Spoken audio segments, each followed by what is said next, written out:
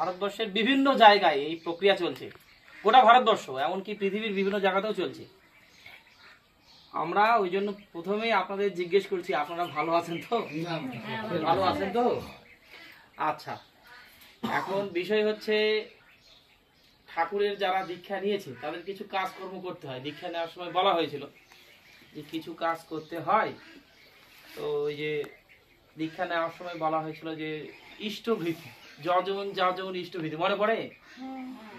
তো ওই যে ইষ্টভীতি মানে ওই যে সকালবেলা ঘুম থেকে উঠে একটা যার যেমন সামর্থ্য সেই অনুযায়ী যে ঠাকুরকে দেওয়া, সেটা 30 দিন অন্তর পৌঁছে দেওয়া, এটা বলেছিল তো, তাই না?